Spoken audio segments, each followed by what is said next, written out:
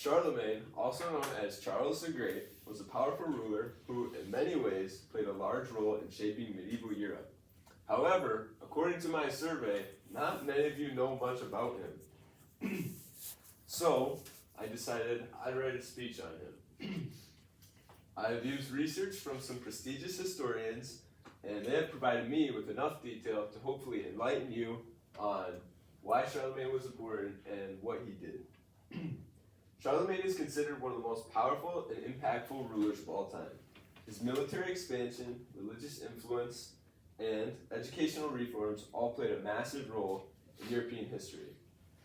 Oh, shoot, I probably should have done that earlier. But, so let's start off by talking about his military conquests. Charlemagne's rule was partially defined by an aggressive military campaign. He took many territories over and greatly expanded the Holy Roman Empire. He took over Saxony, Lombardia, Bavaria, and even parts of Spain. And this established much power in Western Europe and kind of made the Holy Roman Empire like the central power. Not only was he focused on military expansion just for the fun of it, or just because he wanted to grow the empire, he was focused on this because he needed to spread political stability and spread religion. And Francois Ganschaft described Charlemagne's incentive for expansion, stating, "He understood that Saxony, if independent, would always be a menace to his states. Conquest was a necessity. It was the only way to gain North Germany to the Christian religion, which Charles considered more than ever was his duty to spread."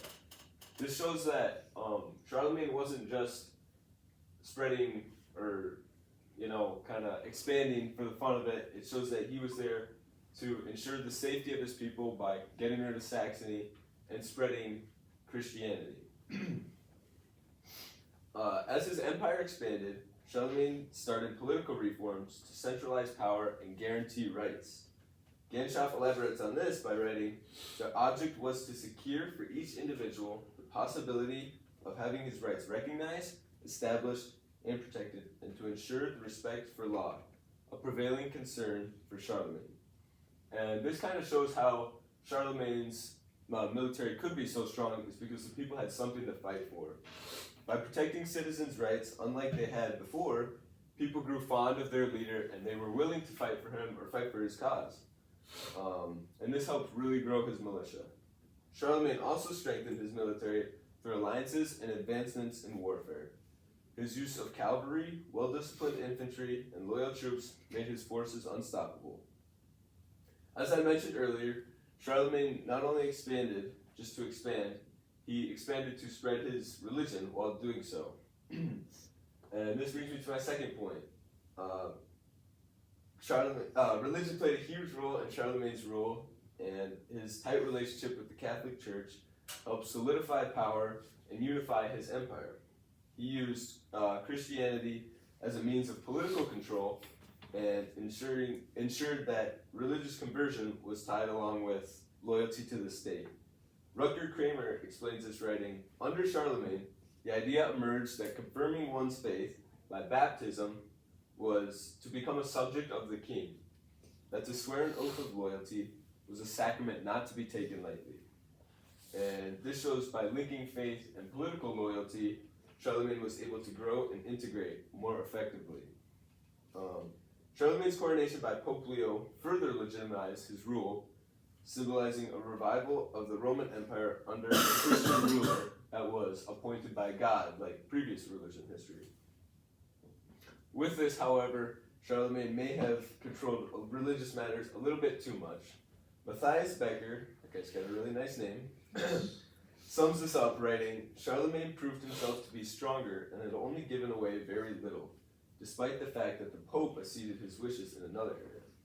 This shows how Charlemagne, while emphasizing religion, retained authority. Charlemagne's influence on religion was almost uncomparable, and he brought so many different people to religion at a crazy rate.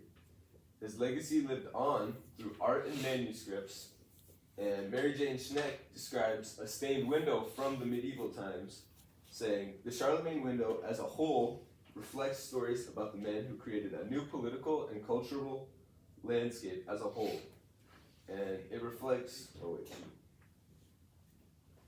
okay, I messed up there. That was not the quote, but yeah, I'll redo that.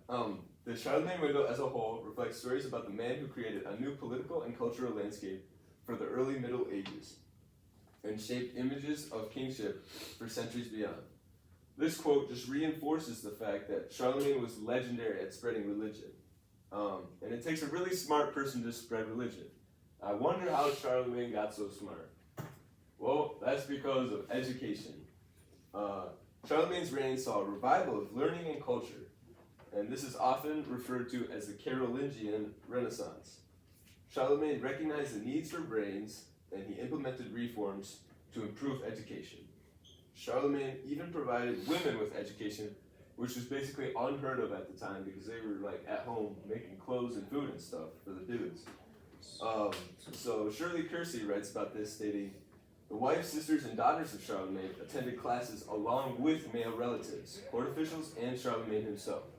The example set by the emperor benefited the cause of womankind, Christianity, and education."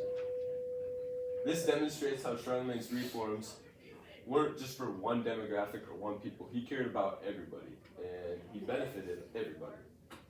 His reforms laid on the foundation for positive long-term educational effects in medieval Europe. And this leads me to my conclusion. In my informative speech, I have summarized the three key parts of Charlemagne's rule. Through a powerful military, a strong faith, and a desire for a higher IQ, Charlemagne played a significant role in shaping medieval Europe and left a long-lasting legacy.